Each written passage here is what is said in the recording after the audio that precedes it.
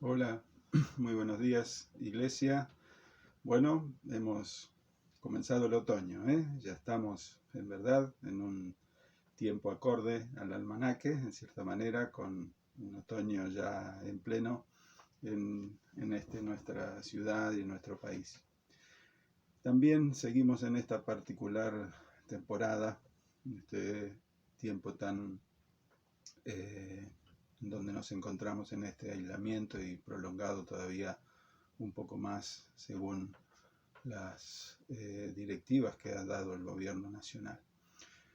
Pero bueno, hoy quisimos incorporar algunas mejorías en nuestro transcurso, en nuestro transcurrir en la tecnología, en la incursión en lo tecnológico. Le agradezco a Juanpi y a algunos de los jóvenes músicos que han estado trayéndonos y incorporándonos a través de la tecnología a tratar de estar juntos en un tiempo de adoración a Dios. Así que estamos gozosos por poder tener, a pesar de este distanciamiento, de este aislamiento, poder tener un tiempo juntos en el que consideramos que estamos verdaderamente juntos porque tenemos este sentir de adorar a Dios y de buscarle a través de estos medios. Se ha dado mucha controversia en este tiempo si realmente es algo que deberíamos seguir haciendo o tenemos que esperar hasta estar verdaderamente congregados. Bueno, creo que todos los medios son válidos en este tiempo para poder sentirnos en unidad y sentirnos que somos parte y somos integrantes de la iglesia de los aromos aquí en Baigorria, y que somos parte de este gran pueblo de Dios que Él más que nunca está latente en nuestro corazón y en nuestra mente, que Él vendrá a buscar. Y justamente teniendo en cuenta estos tiempos que nos tocan vivir, es que quiero meditar un poquito en esta mañana sobre algunos aspectos y titulé un poco esta meditación Iglesia post-COVID-19. Iglesia post-COVID-19. Quizás sea un poco no tan fácil poder delinear algunas cosas para el futuro, pero quisiera poder tener un momento de poder pensar lo que Dios nos está mostrando. En primer lugar, quisiera hacerme algunas preguntas, como siempre, a veces a partir de lo que preguntamos, de lo que entendemos que podemos incursionar en nuestra mente, en nuestro corazón y también, por supuesto, en la palabra de Dios. ¿Qué modelo de iglesia podremos ser en el futuro inmediato, tendremos para el futuro inmediato? ¿Cómo vamos a funcionar? ¿Cómo funcionaremos de aquí a quizás unas semanas o algunos meses? ¿Cómo vamos a enseñar en este tiempo? ¿Qué elementos vamos a tener a disposición más allá de la tecnología? Otras preguntas puede ser, ¿volveremos a una reunión, a una congregación todos juntos o tendremos que organizarnos en grupos en los hogares, grupos más pequeños? ¿A qué amenazas nos enfrentaremos en un futuro? Ya sea en lo externo con todo esto que está pasando en la cuestión de esta pandemia, o en lo ideológico, en lo filosófico, en lo religioso. ¿Qué cosas vendrán? ¿Cuáles serán las cosas que nos tendrá preparado este futuro incierto en el cual seguramente vamos a transcurrir y vamos a vivir? Ahora, que estas preguntas quizás no tengamos respuestas, no respuestas concretas. Podríamos llegar a analizar y a ver algunas situaciones, pero no serían cosas muy concretas las que podríamos arribar como conclusiones. Leyendo algunas meditaciones en estos días y tratando de encontrar en verdad algo que aliente nuestro corazón, que nos dé un norte, que nos dé una palabra de aliento y de fortaleza, quiero referirme a una de las historias quizás más contadas del Antiguo Testamento. Se encuentra en 1 Samuel capítulo 17 y es la hermosa, por un lado quizás, o es la historia de David y Goliat, esta batalla entre dos ejércitos. El libro de Samuel es un libro histórico, relata por supuesto sucesos que ocurrieron en medio o en el transcurso de la historia del pueblo de Israel. Esta es una recopilación, entonces, los libros de Primera y Segunda Samuel y Primera y Segunda Reyes, de parte de la historia del pueblo de Israel. Encontramos entonces en 1 Samuel 17 el relato de una de las tantas batallas de Israel contra los filisteos. Es algo que a lo largo del Antiguo Testamento ocurrió una y varias veces, y muchas veces en toda la historia, por supuesto, de Israel, una vez que ya estuvo asentado en la tierra prometida, no solo las batallas para la conquista, sino también luego en los distintos reinados, batallas con los enemigos de alrededor y con los invasores. Muy bien, 1 Samuel 17, una historia conocida, como decíamos, dos ejércitos enfrentados. Los ejércitos, por lo general, como en esta oportunidad, salían a los campos de batalla, a los valles, un monte de un lado, un monte del otro, y allí estaban los ejércitos y en el medio un valle en el que se desarrollaba el combate. En otras oportunidades los ejércitos sitiaban las ciudades y luego las invadían, o una invasión directa era muy común en todas las maneras de invadir y de combatir los ejércitos. Ahora, algunos detalles que quisiera llevarlos a poder meditar y tratar de sacar algunas conclusiones, o mejor dicho, algunas cosas en lo espiritual que nos ayuden a tener en este tiempo herramientas para nuestra vida. Yo veo como algo muy particular, o que ocurre como algo extraño.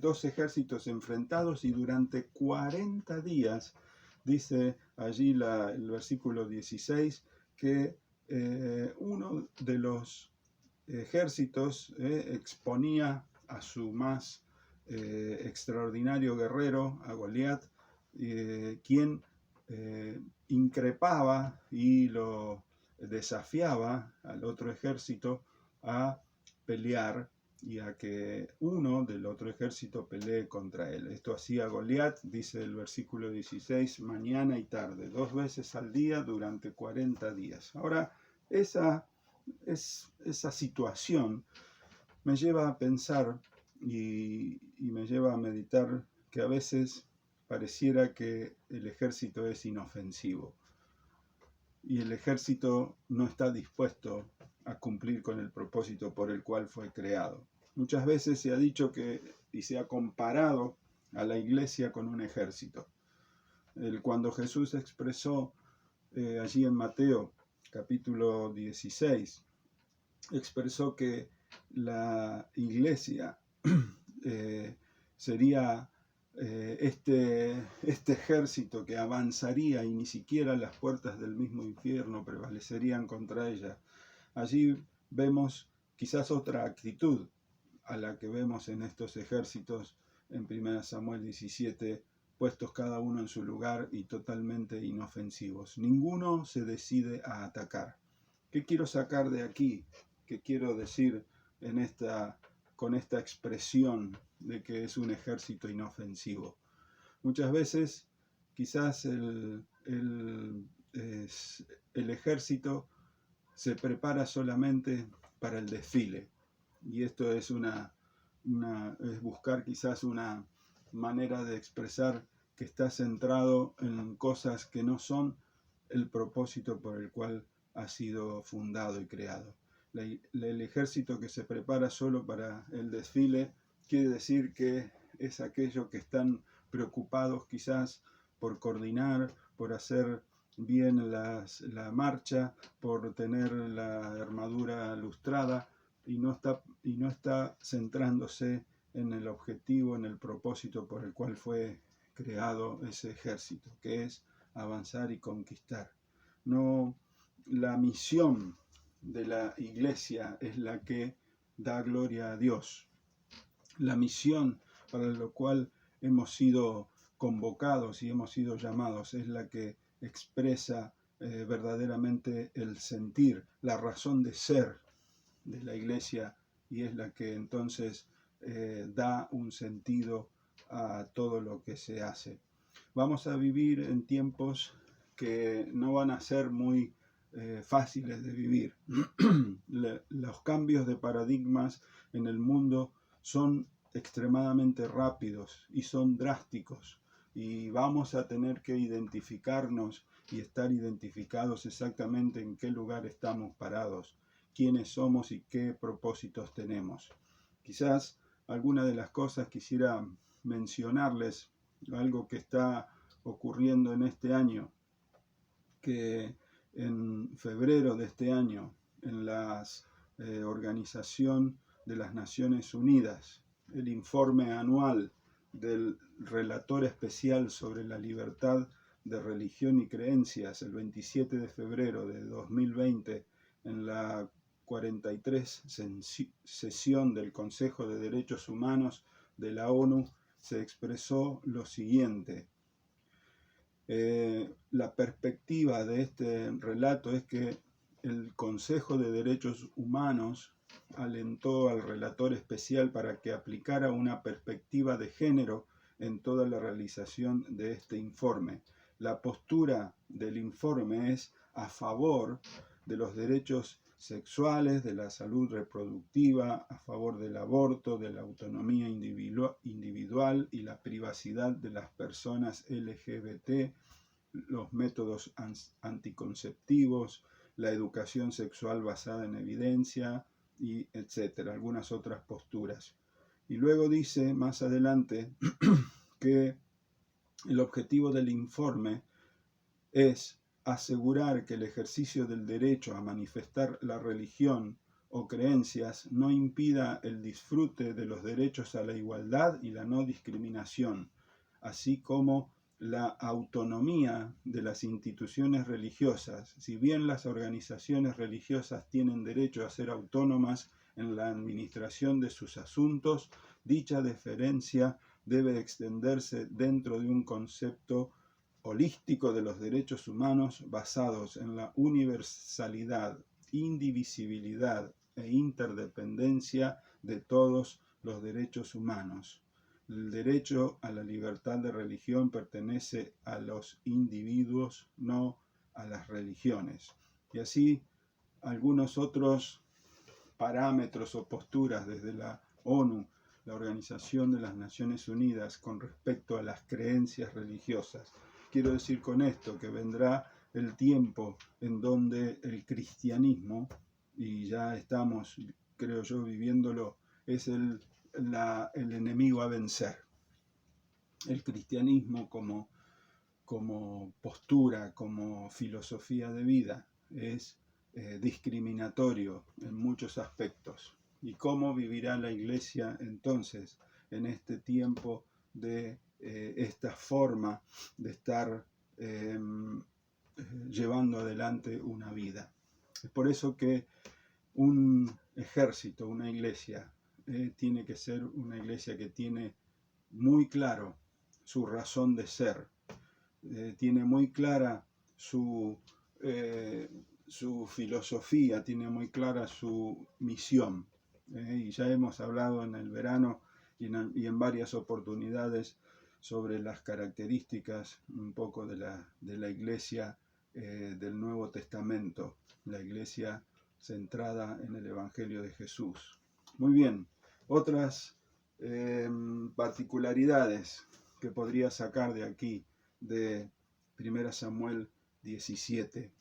Hay que sacar los ojos del gigante.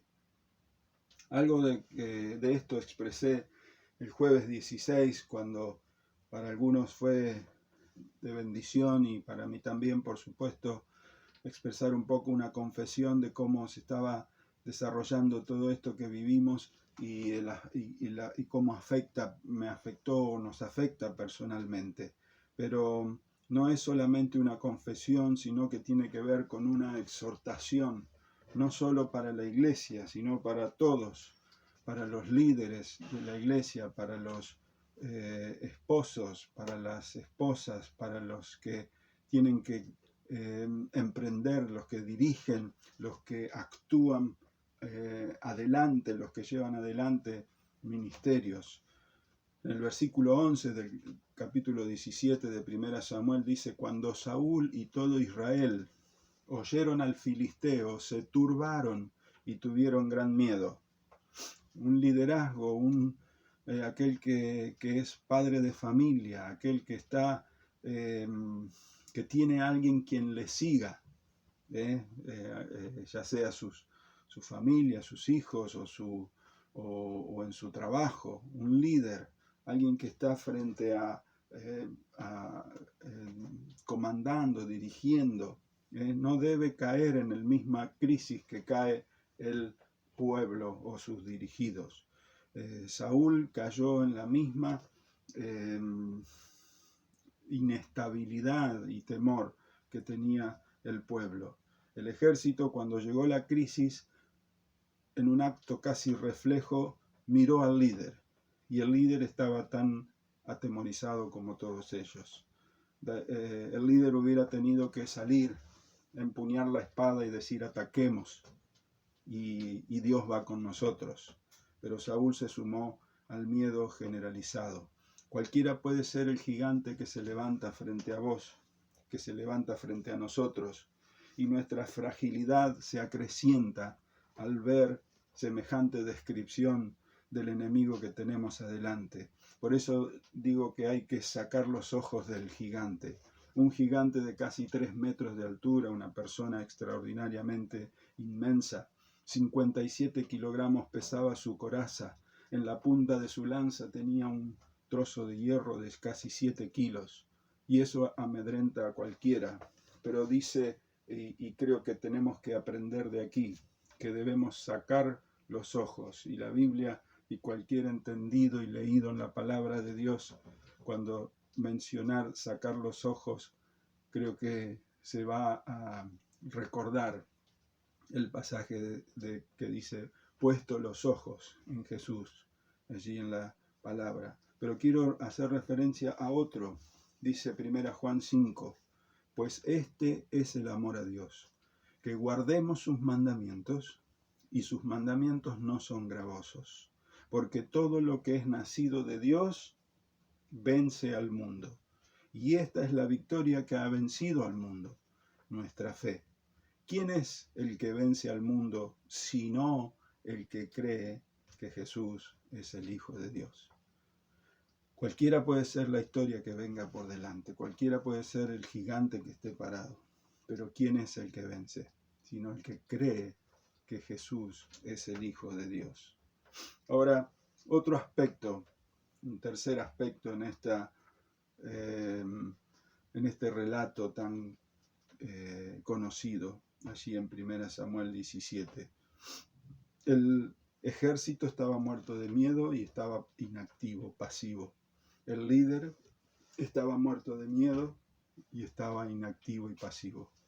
Miró a sus enemigos y su fuerza y no entendió el llamado y la vocación que tenían. Entra en escena entonces ahora el joven David, el pastor de Belén. Pero ¿de dónde venía el miedo que tenían el ejército y Saúl? ¿Cuál era el origen? Esto vemos que venía porque se fijaron más en la capacidad o en el despliegue del enemigo que en lo que ellos tenían. Y David está movilizado por algo que evidentemente los del ejército y el rey no tenían. Y es una santa indignación. Es decir, la indignación de David era porque el nombre de Jehová estaba siendo ofendido. Él entendía que ofender a Dios era más importante que la ofensa contra sí mismo. Él le importaba poco su propia reputación y le importaba mucho la reputación de Dios. Varios personajes en la palabra vemos que tienen esta santa indignación, ese ardor y esa pasión por lo que interesa más que los intereses personales. La vemos en Moisés cuando desciende del monte y encontró al pueblo adorando al becerro de oro fabricado por su propio hermano Aarón, allí en Éxodo 32. La vemos a esta santa indignación en Esdras, cuando los líderes de Israel se casan con mujeres de otras naciones, y Esdras dice que se hizo duelo por esta afrenta a Dios, en Esdras capítulo 9. Vemos en Jesús esa santa indignación y esa pasión por la casa de oración del Padre, cuando los mercaderes, en complicidad con los sacerdotes, convirtieron el templo en una cueva de ladrones, allí en Juan capítulo 2. Esta indignación santa es producto de un corazón que ama, que adora, entregado totalmente al Señor. No es producto del legalismo, no es algo que se ejercita ni se ensaya. Es algo que sale del corazón, que se manifiesta hacia afuera a través de un corazón que arde de pasión por el Señor. Dame ese corazón apasionado, Jesús. La oración de cada día nuestra debería ser: hoy quiero ser en verdad un apasionado, uno que tiene esta vivencia de un corazón ardiente por el Señor. Y en cuarto lugar, quizás final, quiero, no tendría dos pasajes más, pero algo que llama la atención en este relato es que David, con ese corazón apasionado, muestra también lo que él realmente vivió y vive y vivía en lo secreto, desde el secreto de su corral de ovejas, desde el secreto estando en el monte con las ovejas. Saúl no pudo con su genio y en este estado de insomnio, en este estado de inactividad y de temor, le dijo a David: no puedes ir contra ese filisteo. La versión NTV trae una palabra más fuerte quizás y más que salta mucho más a la vista y dice: no seas ridículo, no hay forma de que puedas pelear y ganar. Entonces allí el escepticismo de Saúl era tal que no podía ver lo que David veía, que él iba de parte de Dios. ¿Verdad? Nunca se había enfrentado en la guerra porque era un muchacho, no había participado nunca en guerras, pero David tenía experiencia en lo secreto. David, en cualquier situación por la que él tenía que defender a las ovejas de su padre, él peleaba contra el oso, contra el león y vencía. Así que esta situación frente a esta fiera o a este gigantón no le era extraño, porque él ya pasó en lo secreto y ya vivió en lo secreto del campo, la lucha y la batalla. Esta es una valiosa lección para nosotros. Muchas veces queremos ejecutar en público lo que no vivimos en lo secreto. Muchas veces la reunión de oración nos es tediosa porque no oramos en secreto. Muchas veces la adoración nos es tediosa porque no adoramos en secreto. Y así muchísimas cosas. Muchas veces la reflexión bíblica parece tediosa porque no tenemos la costumbre de abrir la Biblia y reflexionar sobre ella, buscar los temas espirituales, buscar el alimento que necesitamos. Así que aquí nos enseña David que viviendo una vida en lo secreto, tal como lo dijo el Señor en Mateo capítulo 6, cuando enseñó sobre la oración, sobre el ayuno, sobre las limosnas. Tu Padre que ve en lo secreto. Allí en ese lugar de soledad con Dios es donde aprendes los parámetros y vas a tener la verdadera luego recompensa en lo público que Dios mismo te dará. Y luego, en último lugar, los versículos 45 y 47 de 1 Samuel 17 dicen que David respondió gritando: tú vienes a mí con espada y lanza, pero yo voy a ti en el nombre del Señor de los ejércitos, de los cielos y de Israel, a quien tú has desafiado. Hoy el Señor te vencerá. Y dice más adelante: así todo el mundo sabrá que hay Dios en Israel. Y también Israel sabrá que el Señor no depende de las armas para realizar sus planes. Verdaderamente, la batalla le pertenecía a Dios. Goliat había desafiado a Dios. David estaba indignado porque el nombre de la reputación de Dios era no tenida en cuenta, era pisoteada. David entendía perfectamente el rol que debía cumplir cada uno. Y Goliat era el enemigo de Israel, pero había desafiado el nombre de Dios.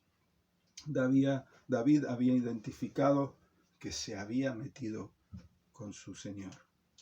El agravio salió del plano natural y se ubicó en un plano netamente espiritual.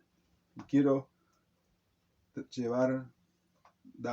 traerte como palabras finales, entonces, que nosotros pensemos en la iglesia que viene.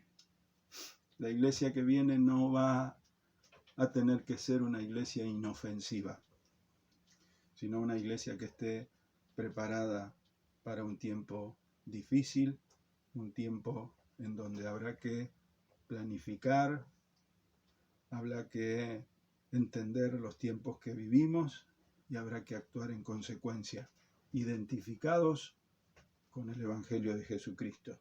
Será un tiempo, la iglesia que viene tendrá que tener muy en claro que tiene que sacar los ojos de lo que está alrededor, no de la necesidad del ser humano, sino los ojos de los gigantes y de las estrategias y de las cosas que se levantan en contra de la iglesia, pero ponerlos a los ojos en el autor y consumador de la fe.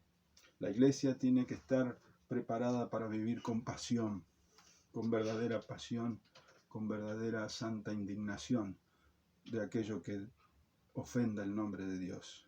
La iglesia tiene que estar preparada para gritar la victoria que ya es de Jesucristo. Cristo ya venció el pecado, Cristo ya venció la muerte, Cristo venció a Satanás y Cristo venció al mundo. ¿Qué es lo que vence al mundo? Leíamos en 1 Juan, nuestra fe. Así que quiero llevarlos finalmente a Hebreos capítulo 13. Algunas cosas que nos dan estas pautas para vivir en estos tiempos. Dice: sigan amándose unos a otros como hermanos. No se olviden de brindar hospitalidad. Tampoco se olviden de los que son maltratados. Aquellos que viven en prisión, acuérdense de ellos como si ustedes estuvieran allí. Dice: honren el matrimonio y que los casados manténganse fieles unos a otros. Con toda seguridad Dios juzgará a los que cometen inmoralidades y a los que cometen adulterio. No amen el dinero, estén contentos con lo que tienen, pues Dios ha dicho: nunca te fallaré, jamás te abandonaré. Así que podemos decir con toda confianza: el Señor es quien me ayuda, por tanto no temeré. ¿Qué me puede hacer un simple mortal? Esa es, creo yo, la mayor decisión y mejor decisión. Estar y vivir en esta confianza en el Señor, que ya venció, en el Señor que solamente está esperando que se cumplan cada uno de los pasos determinados para los últimos tiempos. El Señor que tiene muy en claro cuándo será el preciso momento en que Jesús vendrá y volverá a la tierra como Señor de señores, como Rey de reyes. Llevará a su iglesia, nos arrebatará o si morimos nos resucitará, nos llevará a su a su eterna presencia, a su lugar, la morada donde estaremos con Él. No sé en qué circunstancia particular, pero estamos viviendo tiempos en donde las manifestaciones y señales sean quizás mucho más evidentes cada día de que los tiempos ya están cercanos. No sé si recuerdan alguna vez que les planteé y les expresé. Creo que más allá de conocer y de estudiar y de investigar cuándo ocurrirán estas cosas, como los discípulos que le preguntaron a Jesús en Mateo 24, cuáles serán las señales. Lo que esto nos tiene que llevar es a un tiempo de urgencia, de saber que si estamos en este tiempo, la urgencia de la proclamación del Evangelio es todo el tiempo, todos los días. Tenemos que encontrar las maneras de llegar a las personas y confrontarlas con su pecado, confrontarlas con que necesitan reconocer a Jesús como Salvador de sus vidas. ¿Con qué herramientas tendremos que vivir estos tiempos? No sé, tendremos que buscar las maneras de llegar a las personas y cubrir muchas necesidades. Como dice allí, acuérdense de los que están en prisión. Hay gente atrapada en prisión, que no es las cárceles, que no son barrotes de hierro, que son vicios, que son filosofías, que son cuestiones aún demoníacas, por las que viven bajo sujeción, bajo opresión. Dice, acuérdense de los que son maltratados, como si ustedes, dice, sintieran en carne propia el dolor por ellos.